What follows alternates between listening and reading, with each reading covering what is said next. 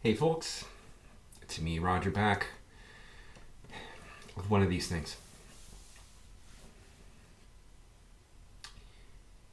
Cheers. It's been a few weeks. And what a few weeks they've been! I don't know what to say. Except what the fuck.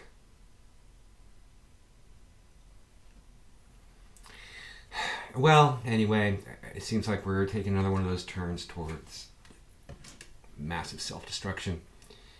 Humans. I just don't know. Anyway, I also had a birthday.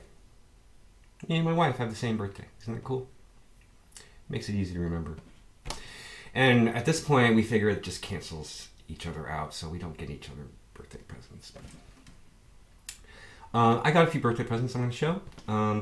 They're of the digital nature, so hit that dislike. Yeah, this was really nice. Criterion Collection Blu-ray of Fantastic Planet, or La Planète Sauvage, French. Everybody in the VC knows the soundtrack because it's great. And if you've seen the previous DVD that was around, not great quality. This Criterion Collection, of course, they do a fantastic job. The picture, the sound, everything is just first rate. This is the Blu-ray. I think there might be a DVD as well, but I mean, come on, Blu-ray. And there's a couple shorts on here, some interviews, a bunch of stuff. You know, it's really, really cool. Watched the movie again. Didn't watch the bonus stuff yet, but yeah, this is great. Really great. Got a bunch of Richard Pinhouse CDs. They were on my Amazon want list, and so let's go in chronological order. These are all on Cuneiform, I believe. Pinhouse is really prolific. So this is from 2013, Desolation Row. This is great. This has Orrin Barchi on it, and a bunch of people I don't recognize. You know, what can I say? I just love this stuff. Mood. This is with Barry Cleveland and Michael Mannering and Celso Alberti. This is really cool. This is a little different. This is more kind of maybe in a world groove kind of thing. Michael Mannering's bass adds a lot to the sort of groove nature of this. Yeah, really terrific. From 2016, maybe they're not quite in order. Anyway, Moo, Tikkun, Richard Pinhouse and Orrin Barchi. This is a CD and a DVD. The DVD is 40 minutes from a live concert in Paris, I believe. And the music is fantastic. I've had files of this for a long time, but I was really glad to have a physical copy. All of these things are CD only, so, you know. And, you know, with these 26 long, 31 minute long tracks, it's like, it's made for CD. The DVD, the music's great. The video is not really watchable in my estimation. Here's Welcome to the Void with Yoshida Tatsuya. This is from 2014. Excellent. I mean, I just love this stuff. It's as good as that cover. And then finally, his most recent one with Tatsuya Yoshida and Masami Akita, also known as Merzbow, Process and Reality. This is freaking great. Merzbow adds a real edge to this. You know, as if his music isn't already edgy enough, but this really floats my boat. I mean, they're all great, but I really, really, really dug this a lot. It's, yeah. Richard Pinhouse. All right, finally, really generous birthday present from my in-laws. It was on my want list. I was not going to buy this for myself, but I was very happy to get it as a gift. This is Bob Dylan Bootleg Series Volume 12, The Cutting Edge. This is the deluxe 6 CD version, picture book, and 6 CDs. So yeah, the cutting edge, 1965, 1966. This would be the period where he recorded, Bringing It All Back Home, Highway 61 Revisited, and Blonde on Blonde. And I'd heard some of this stuff on bootleg before, but this is all from the original master tapes. And there's a whole disc. Disc 3 is all devoted to Like a Rolling Stone, and it's fascinating. And in fact, that disc includes the stems from the 4-track, so you can load it up in your DAW and try to mix Like a Rolling Stone, which is kind of cool. Fascinating. It's casual Dylan fans who go see Dylan and they're like, oh, it doesn't sound like the record. It's all well, there's only one shot that sounded like the record. Everything else was totally different. It was constantly changing its arrangement, its key, its tempo, its time signatures. Totally fascinating. Thank you very much, Dan and Steve, for this. Glad to have it in the collection. All right, so happy birthday to me. You get to be my age and birthdays are kind of painful. 53. I never thought I'd live this long. All right, records. I have some vinyl records.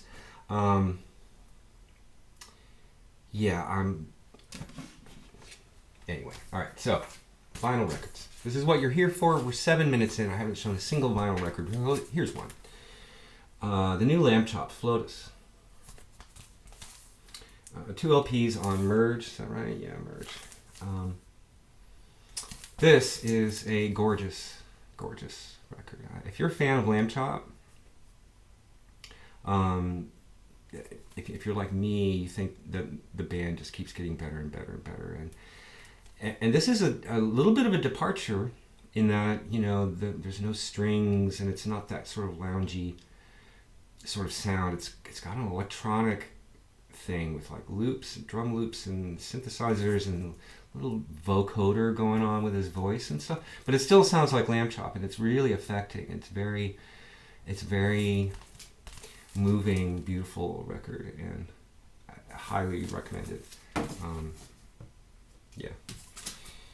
All right, and Pollard keeps cranking them out.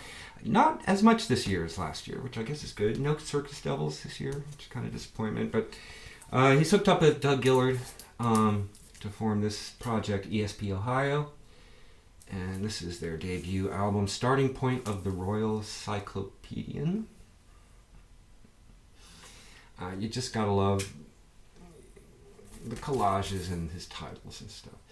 And I say this every time I'm like, oh, another Pollard, I should stop. And then I get it, and it's really good. What can I say?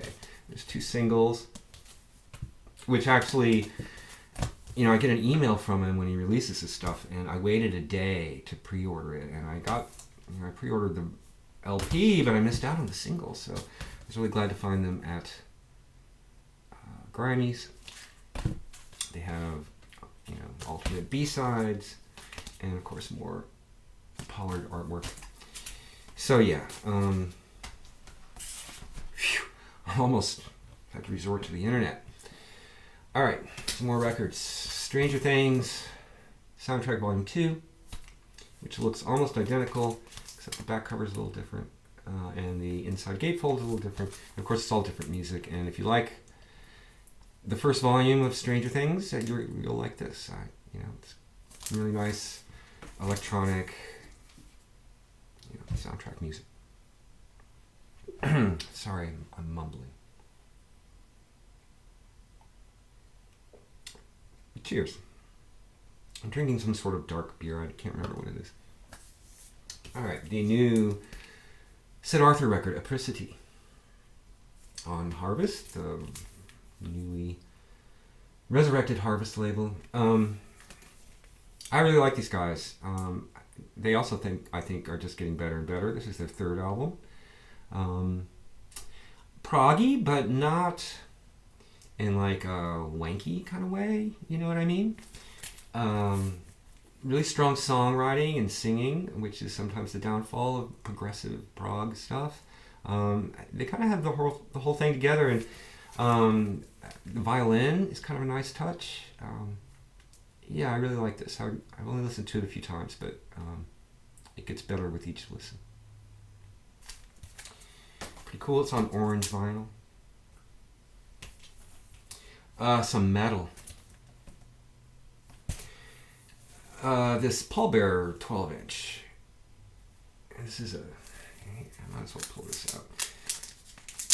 So a one-sided 12-inch in a die-cut inner sleeve thing, which is kind of cool. And the other side has an etching. I really like these guys. I've said it before about them. So yeah, can you see the etchings? Pretty cool. Yeah, they're metal and they're heavy and stuff, but they're also melodic, and one of those bands that, like, it's too bad they're stuck in the metal ghetto. You know, I think a lot of people who would claim to not like metal would actually like these guys. Baroness is another band. Anyway, so this is cool. One-sided 12-inch. First song, Fear and Fury, I think was released on a flexi or something like that, or part of a compilation. So it's remastered that. Black Sabbath cover over and over, and then Love You to Death, which I think is typo positive maybe. Anyway, so a couple covers and a remastered version of that single. Pretty cool. A little pricey for what it is, but I like the band, so I'm gonna collect it. All right, here's something I took my nephew record shopping shortly after Election Day, and buying records cheers me up. And I didn't really see anything, but I'm like, I can't leave empty-handed, and so I got this purely on the cover and the hype sticker alone, and it's really good. Barishi, Blood from the Lion's Mouth, on Season of Mist. That was a good pointer. Season of Mist is a high quality label, really great artwork, and so the hype sticker called it progressive death metal or whatever, and it's right up my alley. Kind of along the lines of Opeth, but no clean singing, like all, but complex and intricate but musical and conceptually solid. It's not just like a bunch of ideas strung together. It's for a debut record from a bunch of like young stoners in Connecticut, this is really impressive. Barishi. This is from this year, I believe. Yeah. Metal fans, check that out. And I also got this based on the cover and the hype sticker. Wow, what can I say? And it lived up to the hype. It's Tempel, Tempel, Tempel. That's a great cover. Gatefold, 2 LP, and it was cheap. It was like under $20. And so the hype sticker described it as, instrumental, as I like to call it. So along the lines of Pelican, but they don't really sound like Pelican so much. It's more, a little more drawn out. Again, impressive. One of the things I love about metal is how ambitious musically, these kids are. You kids and your crazy metal. I dig this. It's as good as the cover, I'd say.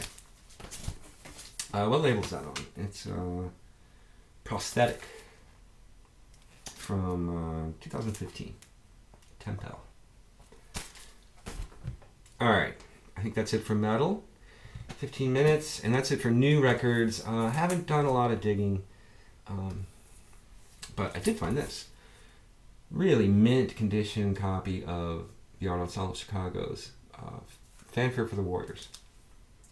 On Atlantic, from, sorry about the glare, on Atlantic from 1974. Just, aside from a little bit of wear on the edges, this is mint. Like it still had that sort of texture, like it had just been opened, you know. I couldn't believe it, and it was $10. I couldn't believe it.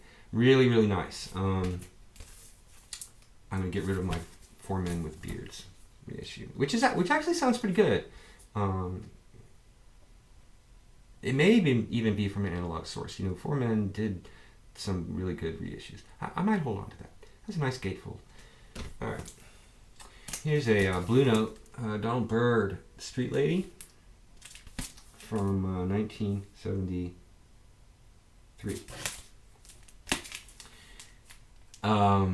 Yeah, Mazel Brothers production.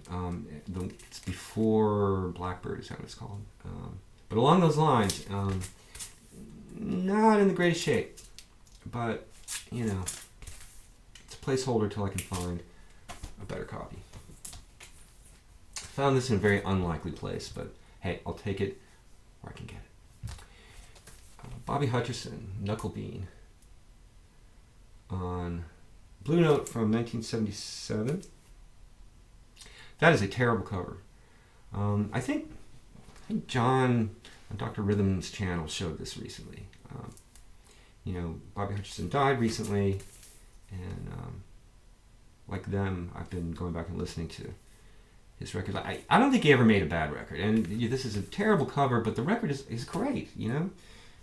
With Freddie Hubbard, George Cables, Manny Boyd, Eddie Marshall.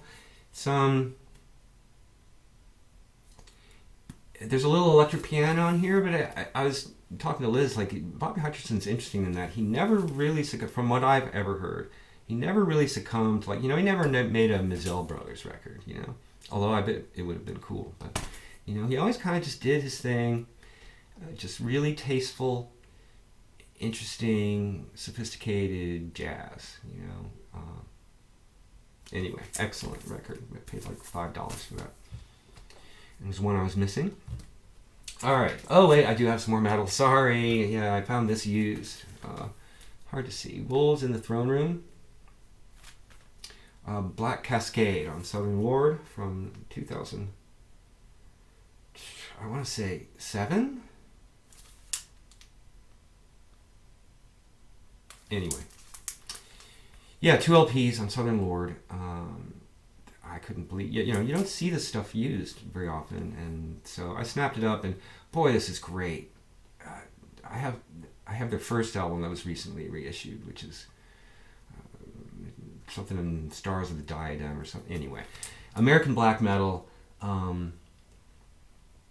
recorded at Electrical Audio. I think, I could be wrong about that. Anyway, good sound, really strong, aggressive, but musical black metal, and Southern Lord does such a nice job. I was psyched to find this. Another black metal record I found, Grinning Death's Head. This is their sole LP so far. What's it called? No Afterlife.